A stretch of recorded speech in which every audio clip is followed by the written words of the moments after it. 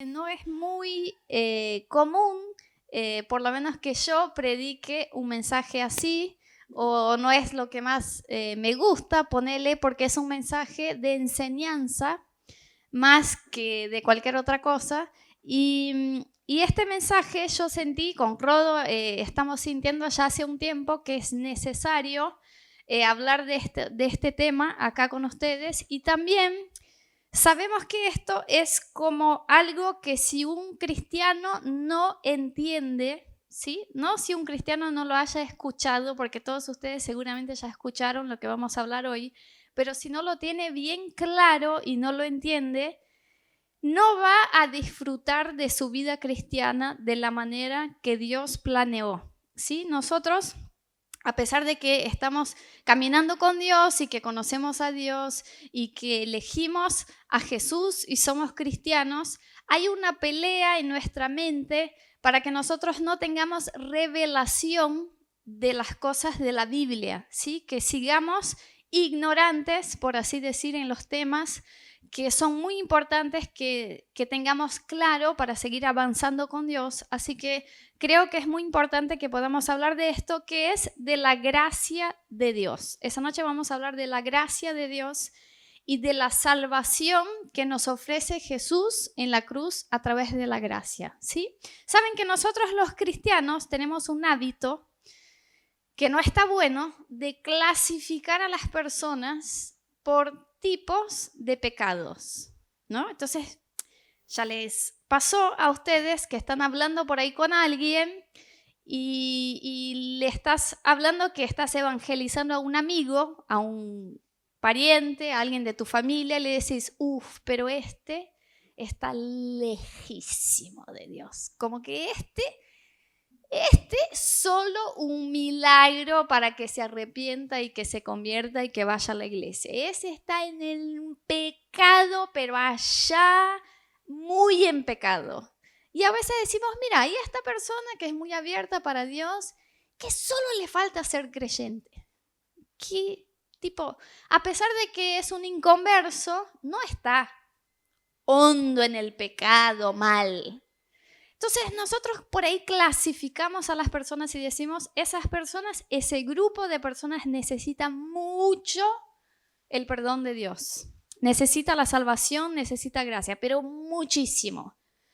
Y estas personas también la necesitan, pero es casi como si pensáramos que necesitan menos gracia o menos perdón, o que es más fácil que esas personas se acerquen a Dios. Y lo que habla la Biblia en realidad es que todos los seres humanos, vos, yo, el que roba, el que mata, el que es adúltero, el que es homosexual, el que está en el pecado de idolatría, el que tiene orgullo, todos estamos en una misma condición delante de los ojos de Dios. Y esa condición es que somos pecadores, y no solamente somos pecadores, sino que nos es imposible obedecer a la ley de Dios.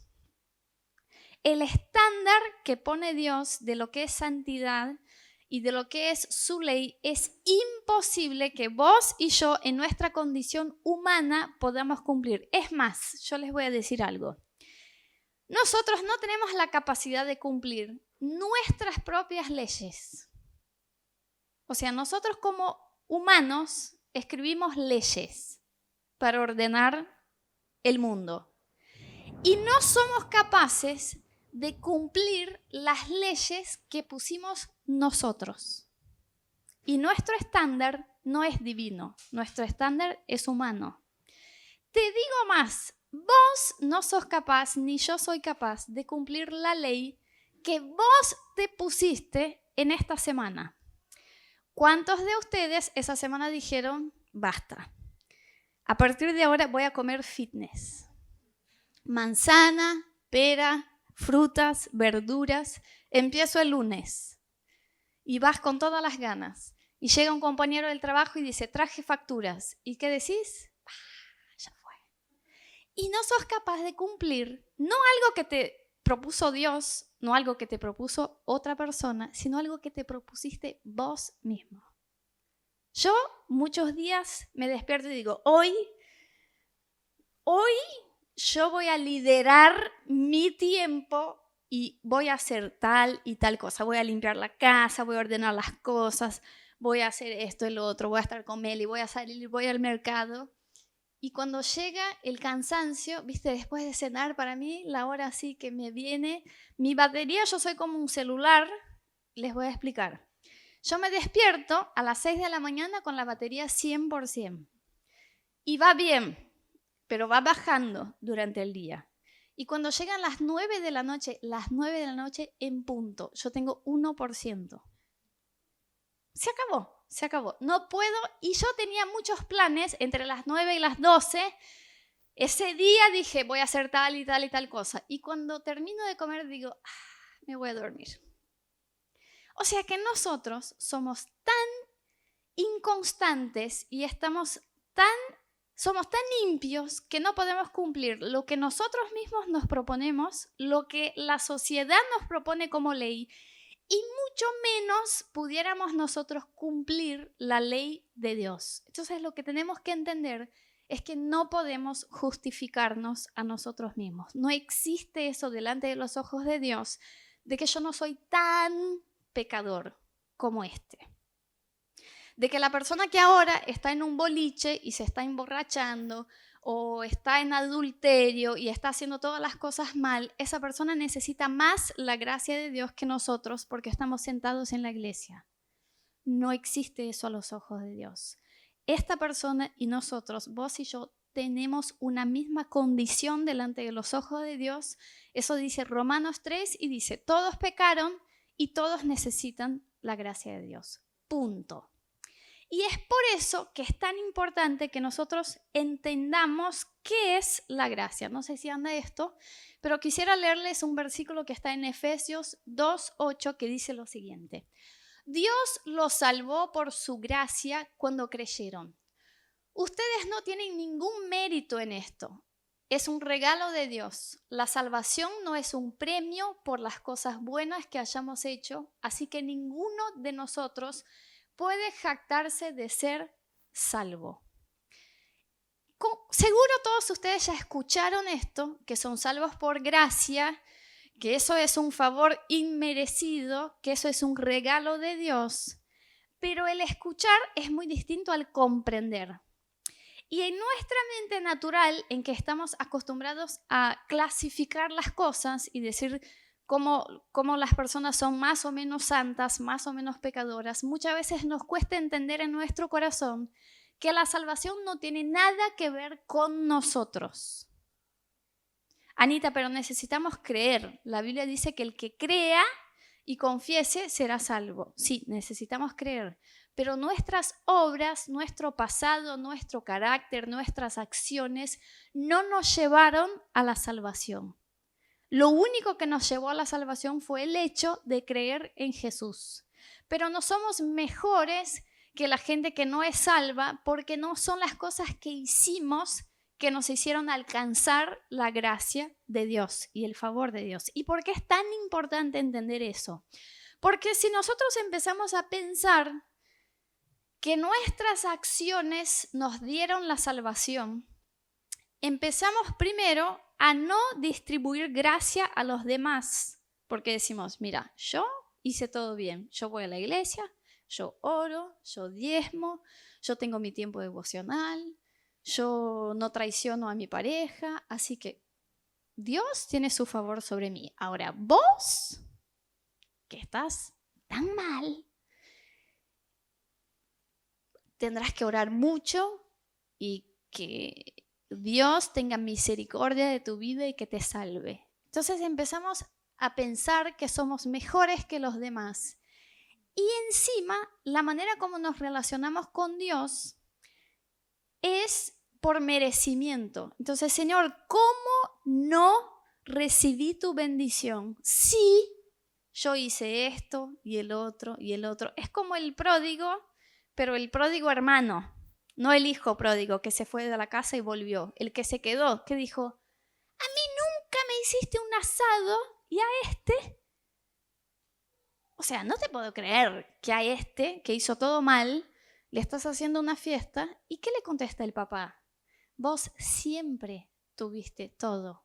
El asado lo hubieras tenido todas las noches si quisieras. Vos sos mi hijo. Pero si no entendemos la gracia de Dios, empezamos a sentirnos mal cuando fallamos. Entonces no querés venir a la iglesia en la semana que pecaste porque sentís que Dios va a estar enojado cuando entres acá. Y sí, estás muy orgulloso de levantar tus manos y adorarle a Dios cuando tuviste una semana que no fallaste tu devocional, pero ni un día.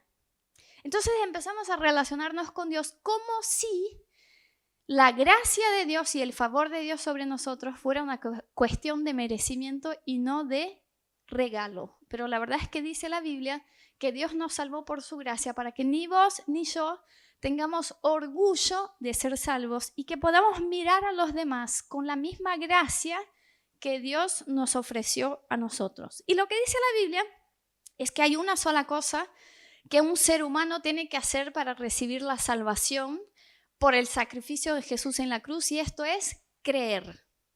La Biblia dice que recibimos la salvación por la gracia de Dios, o sea, es un regalo. Dios se dio cuenta que nosotros en nuestro pecado no podríamos cumplir su ley, entonces nos extendió gracia, un favor al decir, aún así yo voy a justificarlos mediante la sangre de Jesús. Y lo que tenemos que hacer nosotros para recibir esta salvación es creer. Dice la Biblia que el que crea será salvo. ¿Sí? Entonces recibimos la salvación y solo podemos recibir la salvación por medio de la fe.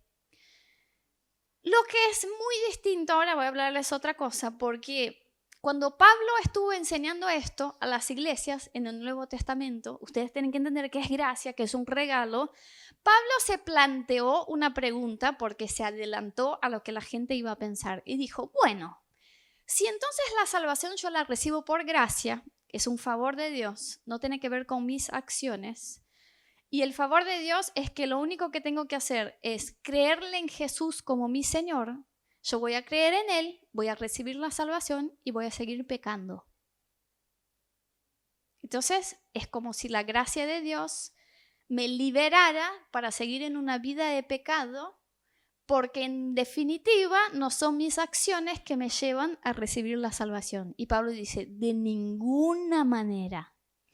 Porque al recibir la salvación, lo que hacemos es valorar la gracia que Dios nos extendió y permitir que su Espíritu Santo cambie nuestra naturaleza y que empecemos a cumplir su ley, no por esfuerzo, sino por la operación del Espíritu Santo en nosotros. Entonces, no es que la gracia te da carta blanca para que sigas en el pecado. Al contrario, vos al entender la gracia de Dios, es como dice la Biblia, si vos lavás a un cerdo y está limpito, y luego cuando sale de esa ducha se vuelve a revolver en el lodo, no sirvió de nada. Entonces, que uno vuelva a vivir en pecado quiere decir que no entendió la gracia de Dios. Pero es distinto que vos sepas que haces las cosas bien, que haces las cosas según lo que enseña la Biblia, porque valorás la gracia de Dios y no porque esto te lleva a ganar la salvación. O sea, vos entendés, seguís humilde, entendiendo que cuando llegues al cielo, lo único que te va a dejar entrar ahí es la gracia de Dios que se extendió sobre tu vida mediante la fe que pusiste en Jesús, no tus acciones. Pero ¿por qué creíste en Dios y valoraste el sacrificio de Jesús? Cambiaste tus actitudes y pasaste a vivir en santidad de manera que honra a Dios, no para ganar la salvación, pero ¿por qué ganaste la salvación? ¿Sí? Bueno, entonces seguimos. ¿Hasta acá bien? Tanto es así que la Biblia dice, ustedes tienen que demostrar frutos de arrepentimiento.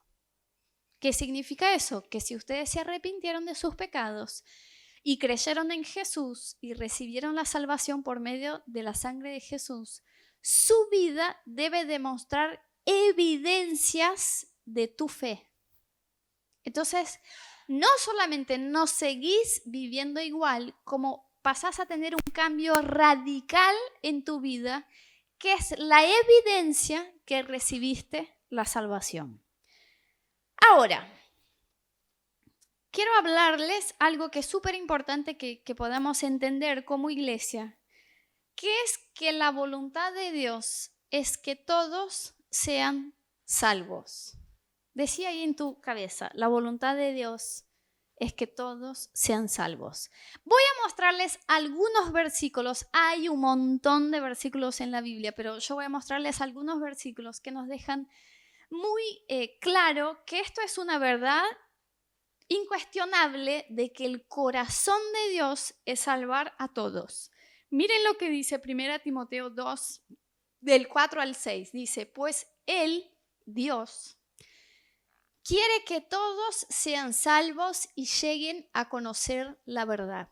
Porque hay un solo Dios y un solo mediador entre Dios y los hombres, Jesucristo, hombre, quien dio su vida como rescate por todos. Es muy importante que esas dos palabritas que dicen todos la tengamos presente. Dios quiere que todos sean salvos y Dios, Jesús, cuando entregó su vida, la entregó por todos.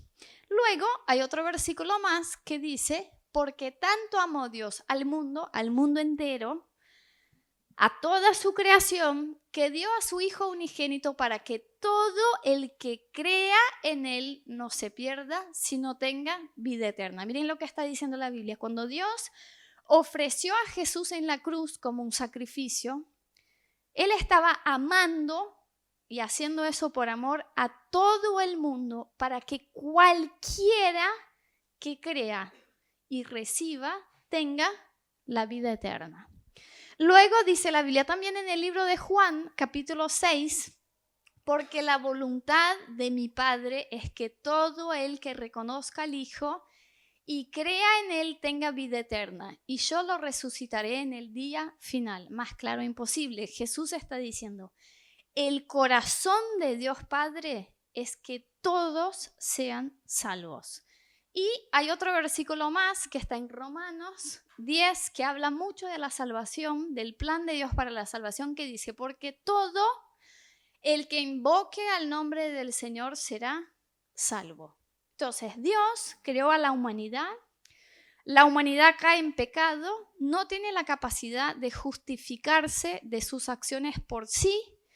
Dios envía a Jesús para morir en la cruz y dice, toda persona, desde la existencia del mundo hasta que vuelva Jesús, cualquiera que crea y que confiese a Jesús como su Señor será salvo. ¿Y por qué les estoy diciendo eso tan enfáticamente y mostrándoles todos esos versículos? Porque hay una corriente de doctrina, por así decir, que cree que la salvación es para los que fueron elegidos para ser salvos. No sé si ustedes ya escucharon eso. Eso viene del calvinismo hace muchos años, que enseñó lo siguiente. Dios, en su soberanía, a pesar de que nos creó a todos y creó a todas las personas, Dios ya eligió de antemano cuáles son las personas que iban a ser salvas. Y a estas personas Dios dio la capacidad de que crean en Jesús y reciban la salvación. Ahora, yo les voy a mostrar por qué, según la Biblia y el carácter de Dios, esto no es verdad. Porque primero dice la Biblia que Dios amó, que Dios amó a todo el mundo. Entonces, si nosotros partimos del punto de que Dios tiene elegidos para ser salvos, el amor de Dios es selectivo. Entonces Dios creó a todos, Dios ama a todos, pero algunos Dios creó para ir al infierno y otros Dios creó para ir al cielo. Y en definitiva no es la decisión de la gente que define a cuál lado van, sino una decisión predeterminada de Dios de que estas personas son las elegidas para la salvación y estas no. Es más o menos así, como si yo tuviera hijos, yo tuviera a Meli, yo tuviera a Daniel y otros 2 hijos, yo tengo a 4 hijos. Y yo decidí que a 2 de estos hijos yo voy a crear con amor y que yo les voy a dar todas las enseñanzas que ellos necesitan para que sean sanos. Entonces yo les voy a enseñar a comer verduras, frutas, les voy a enseñar que es bueno que practiquen actividad física, les voy a dar todo esto. Y a otros 2 yo no les voy a dar esto y ellos van a crecer con malos hábitos para que no tengan salud. Eso, humanamente hablando, ¿se acuerdan que cuando la Biblia habla del amor de Dios Padre por nosotros, Dios hace una comparación con el amor del papá y de la mamá natural? Dios dice, si una mamá que todavía da el pecho pudiera olvidarse de su bebé, lo que sería rarísimo, pero la Biblia dice, aún así yo jamás me olvidaría de ustedes. Dios está diciendo que el amor de Dios Padre es muy superior a nuestro amor humano como papás. Y ya en mi cabeza humana como madre sería imposible que yo, desde mi posición de madre, hiciera una elección distinta a dos de mis hijos.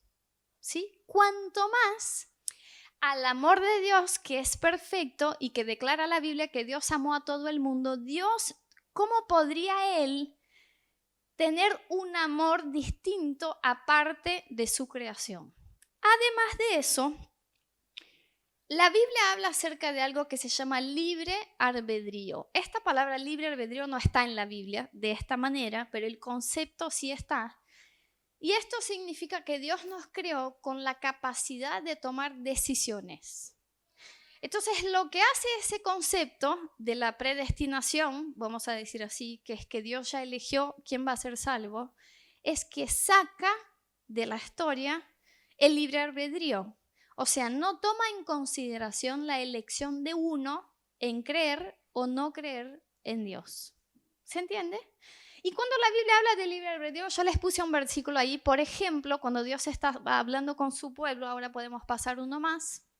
Dice así en Deuteronomio 30:19, dice, hoy pongo al cielo y la tierra por testigos contra ti, de que te he dado a elegir entre la vida y la muerte, la bendición y la maldición. Elige pues la vida para que vivan tú y tus descendientes.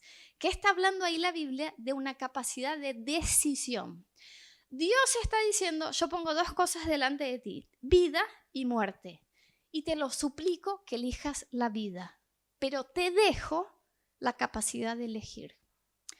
Es como si yo como mamá le enseñara a Meli, si vos comes frutas y verduras y tomás agua y comes sano, eso va a ser mucho mejor para tu salud que si comes como tu papá. ¿Sí? Pero aunque yo le enseñe y le diga, por favor, elijas bien, ella sigue teniendo la capacidad de decisión cuando sea grande. Entonces yo puedo hacer mi mejor esfuerzo en decir, hacerlo así, y si ella comprende y me cree, va a elegir bien. Pero yo como mamá lo que hago es todo mi esfuerzo para que ella decida bien. Es lo que hace Dios. Dios dice, yo estoy poniendo delante de ti dos cosas y ya te digo que tu fin va a ser bueno si elegís la vida. Por favor, elegí la vida. Pero aún así Dios como Padre nos da la capacidad de elección. Y vos te podés preguntar, pero Anita, ¿por qué? ¿Por qué Dios, siendo soberano y conociendo todas las cosas, creó a las personas que Él ya sabía de antemano que no iban a elegirlo? ¿Por qué Dios, si Dios es amor, por qué entonces no eligió crear solamente a las personas que lo iban a elegir?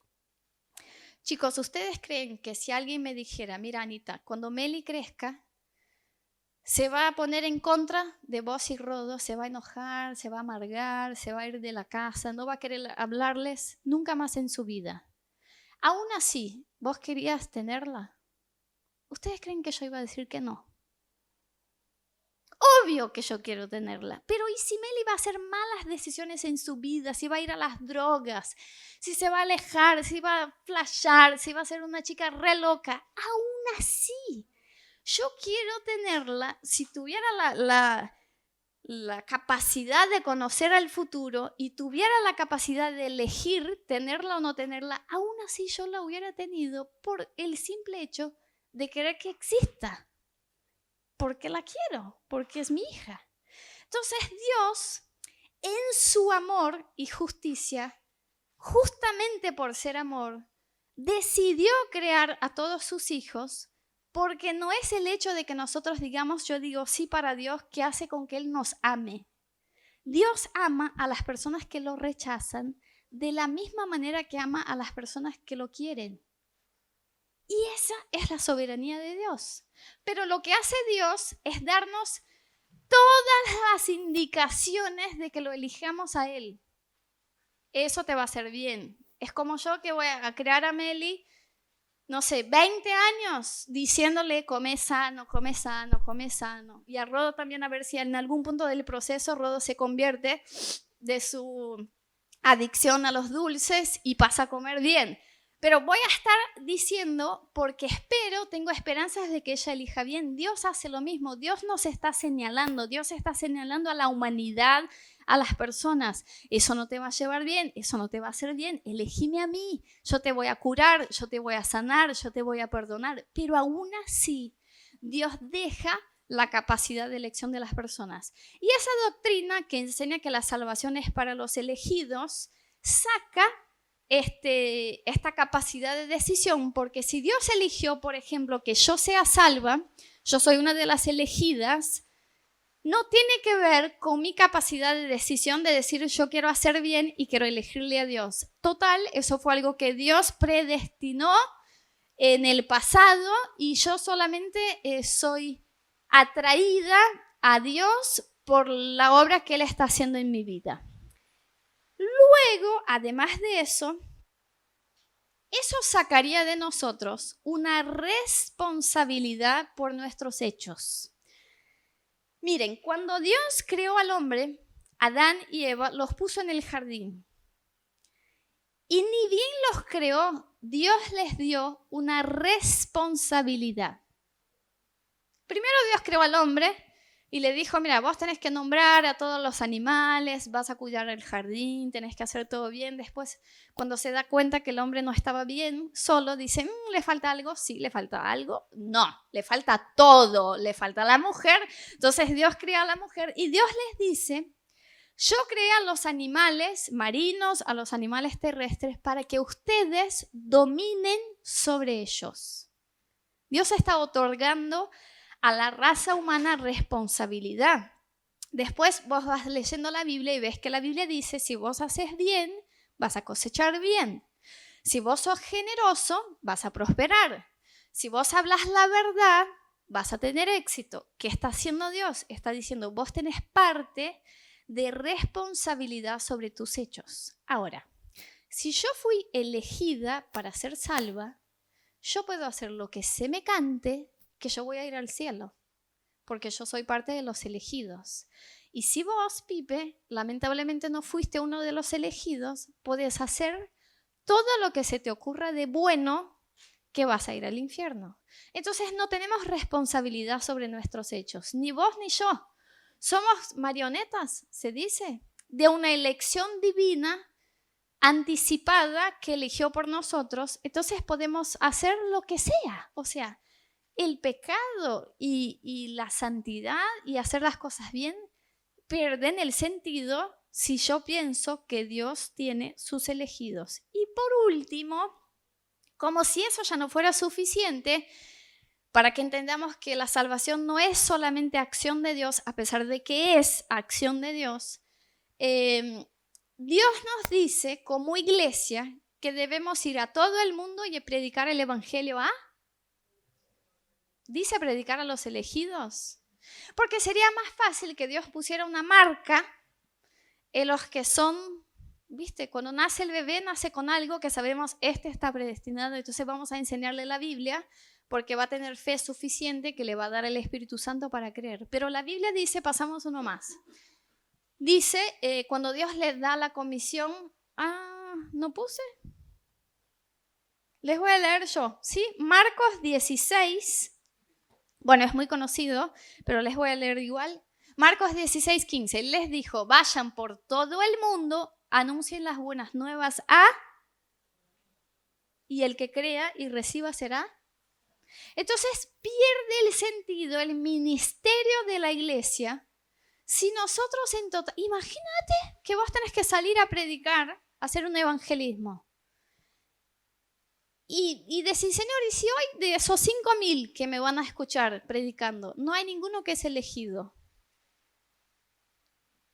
¿Para qué está el ministerio? ¿Para qué está el evangelismo? Es más, ¿sabes qué vemos en la Biblia? La intercesión por la salvación de la gente. Por ejemplo, cuando Dios le dice a Abraham, Sodoma, me cansé, están en pecado, hacen todo mal, me rechazan, los voy a destruir.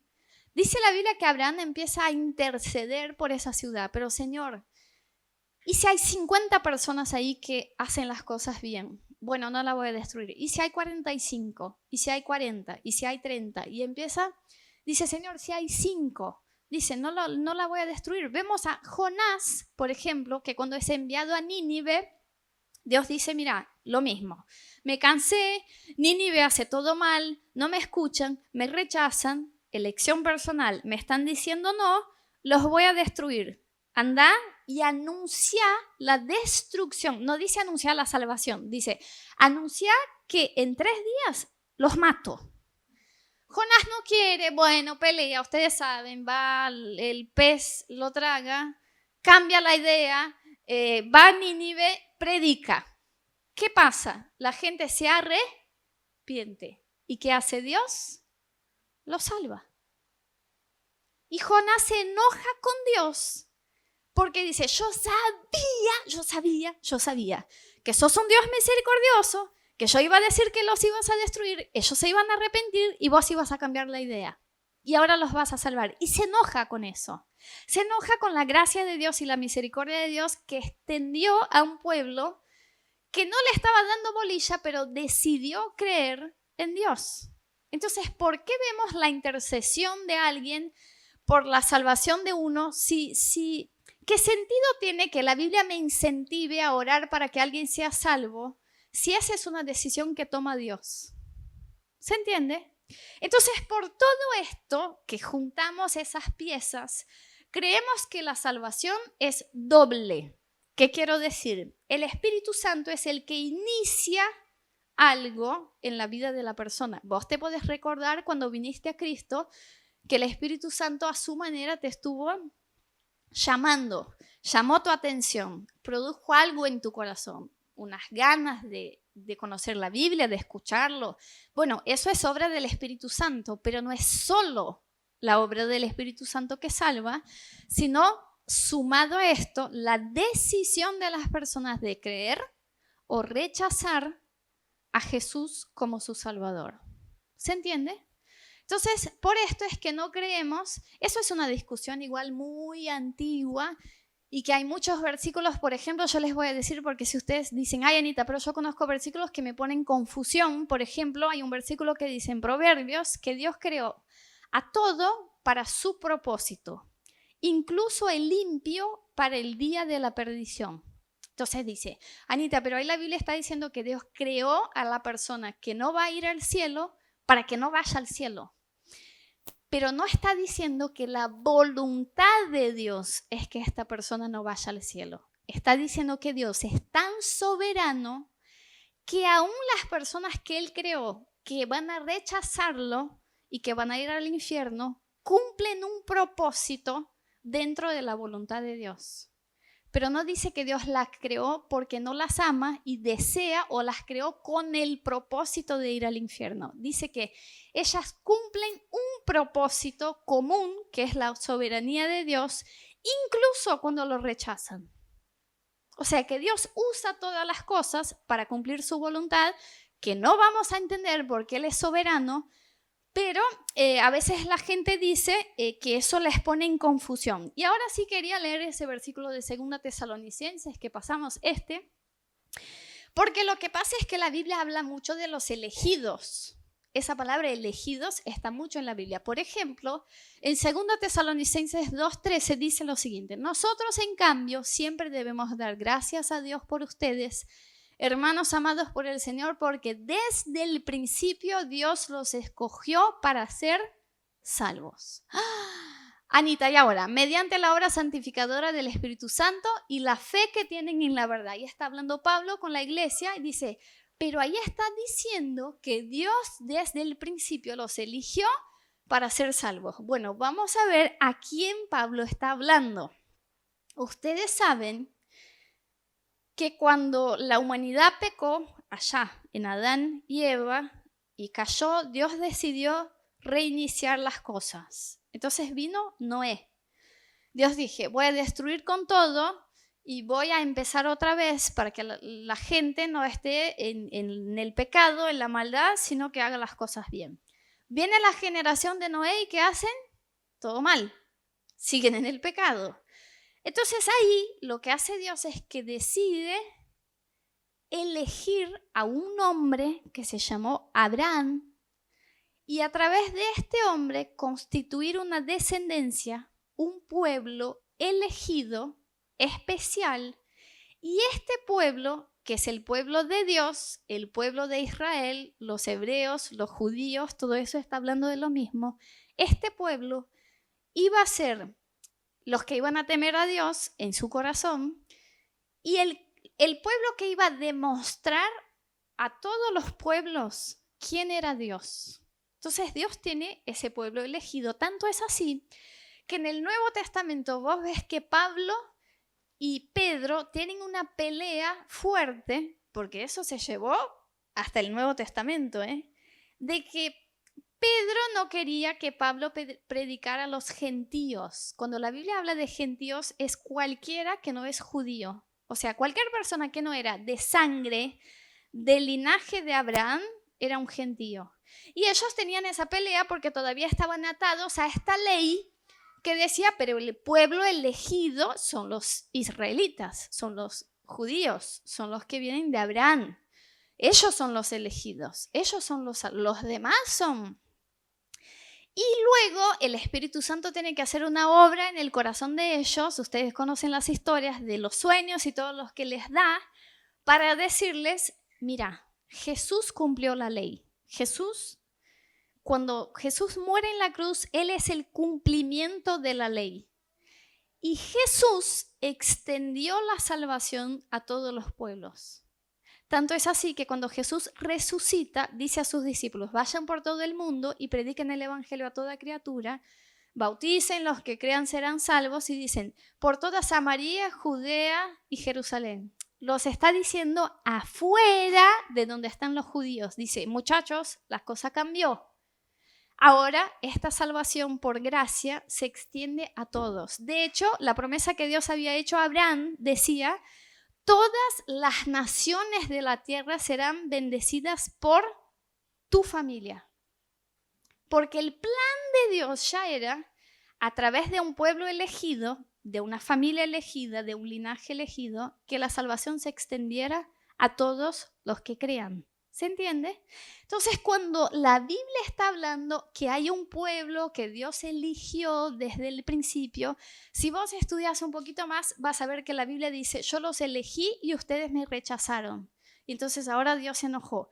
¿Por qué? Porque el pueblo de Israel también empezó a hacer las cosas mal. Y Dios dice, justo el pueblo que yo elegí se convirtieron en religiosos y no entendieron la gracia. Con más razón yo voy a extender a todos.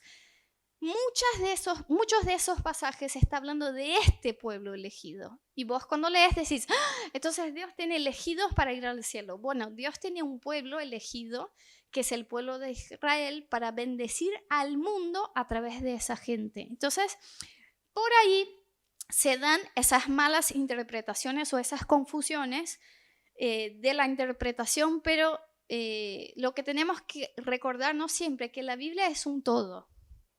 Que no podemos interpretar un pasaje sin entender el carácter de Dios como un todo. Si hay algo que va en contra de lo que Dios es en su naturaleza, hay algo que estamos perdiendo. Entonces, tenemos bien entendido y está claro que la salvación es por fe, que no es un mérito, que la gracia de Dios es un favor que no merecemos y que se extiende a todos.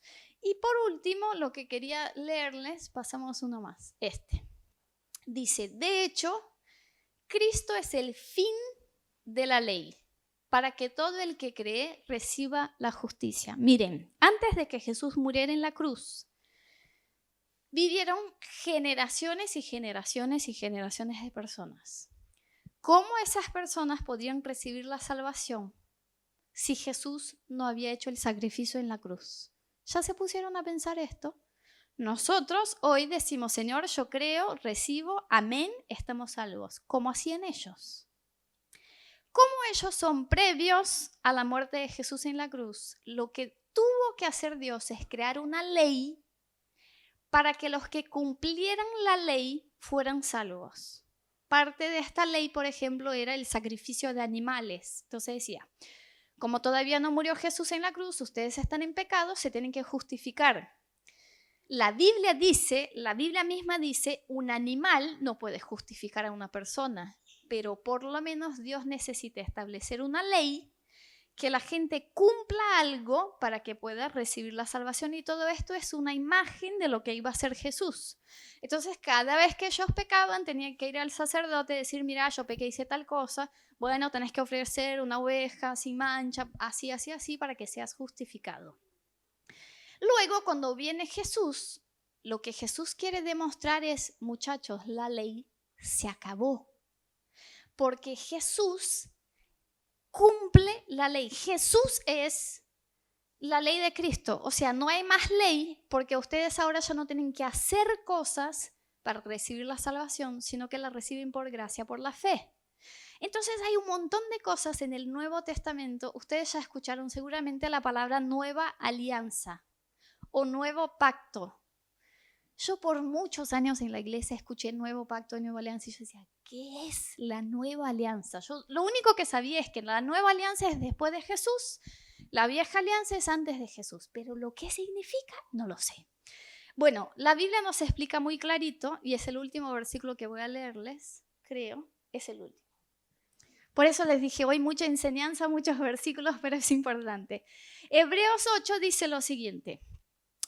Pero el servicio sacerdotal que Jesús ha recibido es superior al de ellos, al de los sacerdotes del templo antes de Jesús. Así como el pacto del cual Jesús es mediador es superior al antiguo, puesto que se basa en mejores promesas.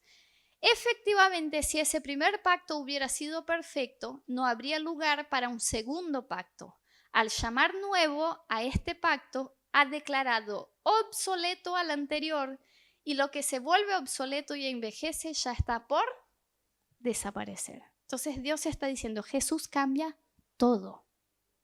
Jesús cambia todo porque ahora no solamente hay un linaje elegido de Israel, sino que la salvación se extiende a todos, como también ya ustedes no tienen que cumplir leyes para ser salvos. No estamos hablando de buen carácter, de no mentir, estamos hablando de leyes para que reciban cosas, porque Jesús es el cumplimiento de la ley. Entonces, es por eso que hoy no ofrecemos animales cuando pecamos.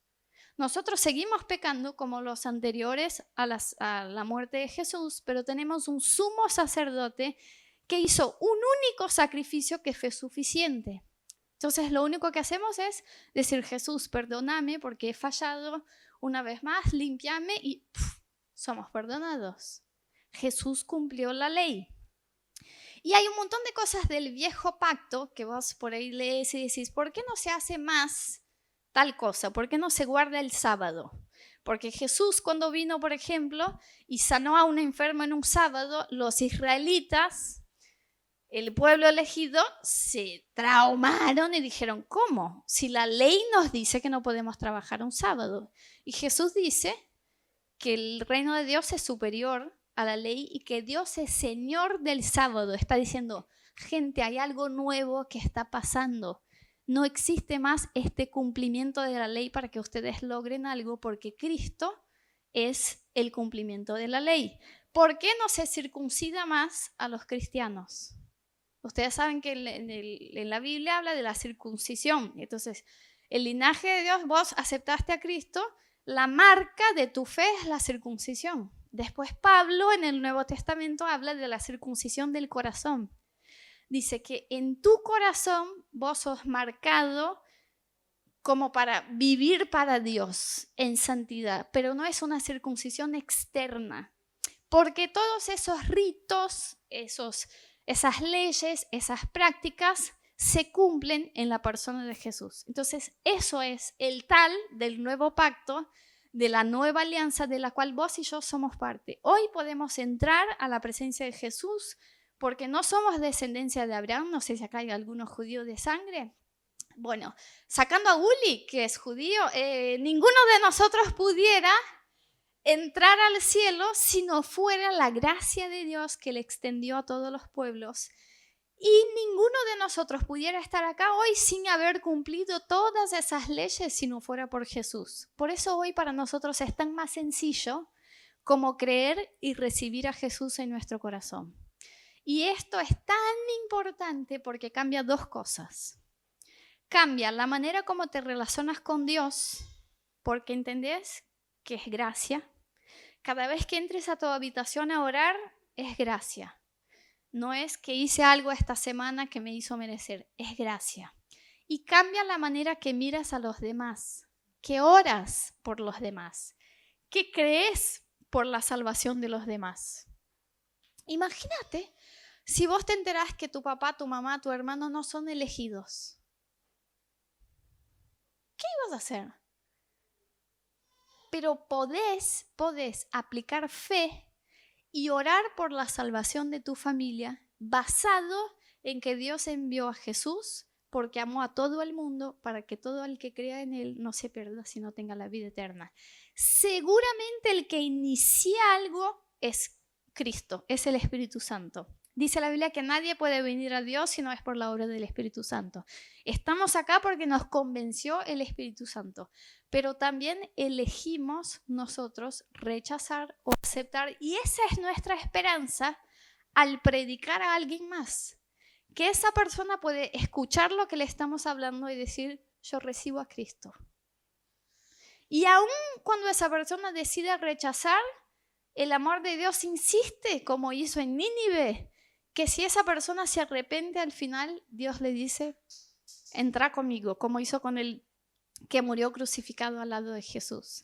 Entonces es muy importante que vos por ahí pierdas, por así decir, la religiosidad de que tus obras te hayan puesto en este lugar en que estás hoy, o de que tus obras te hayan dado el favor de Dios, o que algo de lo que hayas logrado vos en tu vida espiritual sea por tus acciones, sino por la gracia de Dios. Y que también extiendas eso a las personas, principalmente los inconversos que están alrededor tuyo, que tengas esa misericordia de decir, si yo simplemente predico el Evangelio y esa persona cree en su corazón, la eternidad de esa persona está cambiada por siempre por fe.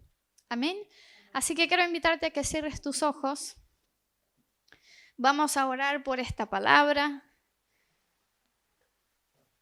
y que puedas pedirle a Dios en esta noche que Dios te dé entendimiento y fe, porque eso es algo que obra Dios en nuestro corazón, para comprender la gracia de Dios, para dejar caer de tu vida hoy todo concepto que te pueda poner en orgullo o que pueda hacerte alejar de la gracia de Dios por pensar que vos podés llegar a merecer la salvación por lo que has hecho.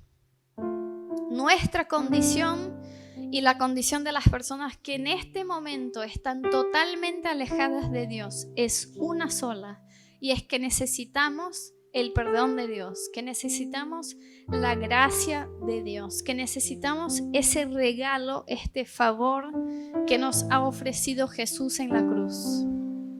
Así que lo primero que quiero hacer es pedirte que repitas conmigo una oración, recibiendo a Jesús en tu corazón como tu Salvador. Decile así: Señor Jesús, en esta noche yo te confieso como mi Señor y mi Salvador. Yo te recibo en mi corazón. Perdóname de mis pecados. Gracias por haberte ofrecido en la cruz, en mi lugar. A partir de este día, quiero ser tu hijo, porque creo en ti. En el nombre de Jesús. Amén. Aún con tus ojos cerrados, si esta noche, al comprender todo esto, tomaste la decisión de entregar tu vida a Jesús, de poner tu fe en Él para ser salvo, quiero pedirte que levantes una de tus manos como una señal delante de Dios de tu fe.